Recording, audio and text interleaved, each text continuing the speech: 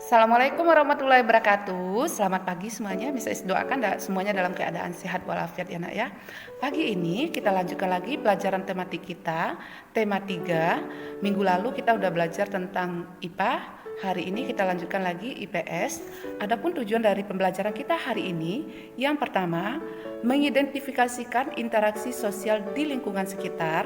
Yang kedua, yaitu mengidentifikasikan manfaat pembangunan sosial di lingkungan sekitar, itu ada di halaman 50 ya nak ya.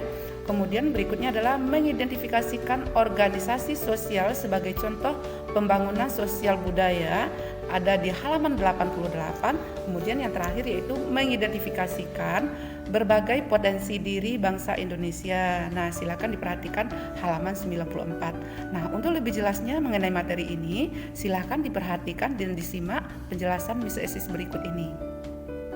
Yang pertama, kita bahas dulu mengidentifikasikan interaksi sosial di lingkungan sekitar. Tahukah kamu manusia adalah makhluk sosial?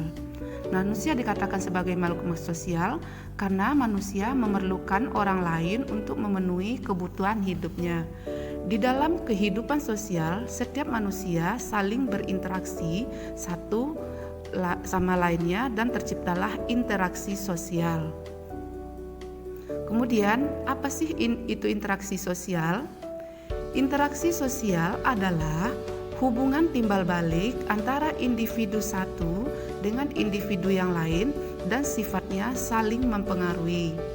Interaksi sosial dapat terjadi di mana saja, seperti di rumah, di sekolah, lingkungan masyarakat, pasar, ataupun di tempat ibadah. Interaksi sosial terjadi akibat adanya kontak sosial dan komunikasi. Kontak sosial adalah hubungan seseorang dengan orang lain dan komunikasi muncul setelah adanya kontak sosial.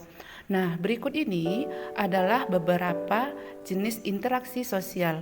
Yang pertama, interaksi sosial antar individu, yaitu terjalin antara dua orang yang berinteraksi dan saling merespon. Contohnya dalam bercakap-cakap. Yang kedua, interaksi sosial individu dengan kelompok. Contohnya adalah guru yang sedang mengajar muridnya. Guru merupakan sebagai individu, kemudian murid adalah sebagai kelompok. Jadi dalam kegiatan mengajar terjadinya interaksi individu dan kelompok. Berikutnya adalah interaksi sosial antar kelompok. Ini terjadi ketika suatu kelompok melakukan kontak dengan kelompok sosial lainnya. Contohnya pertandingan sepak bola. Contohnya tim yang satu dengan tim yang lainnya melakukan komunikasi. Nah, itu merupakan contoh dari interaksi sosial antar kelompok. Sekarang, mengapa manusia harus berinteraksi? Nah, berikut ini adalah tujuan interaksi sosial manusia. Tujuan yang pertama yaitu menjalin persahabatan.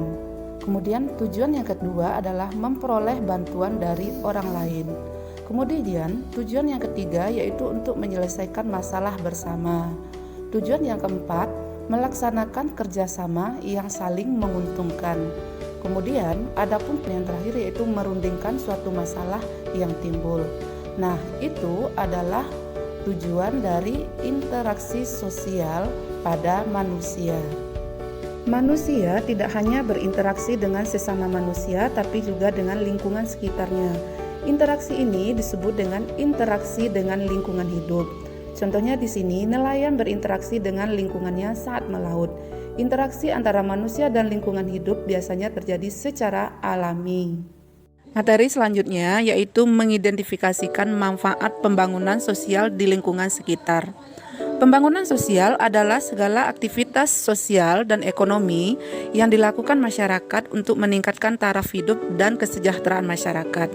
Nah, manfaat dari pembangunan sosial adalah untuk memenuhi kebutuhan spiritual sehingga masyarakat dapat mengembangkan bakat dan karakternya. Adapun tujuan pembangunan sosial adalah untuk mengembangkan dan membangun kesejahteraan masyarakat, memenuhi kebutuhan hidup masyarakat, serta meningkatkan kemampuan masyarakat dalam mengolah dan memanfaatkan sumber daya yang ada. Kemudian contohnya toko roti, di mana di sini terjadi interaksi sosial antara penjual dan pembeli. Kegiatan tersebut akan memberi keuntungan kepada penjual. Materi selanjutnya yaitu mengidentifikasikan organisasi sosial sebagai contoh pembangunan sosial budaya. Silakan dibuka bukunya halaman 50. Salah satu wujud kebersamaan adalah saling tolong-menolong dan bekerja sama. Semangat kebersamaan dan keberagaman juga penting dalam upaya pembangunan sosial budaya.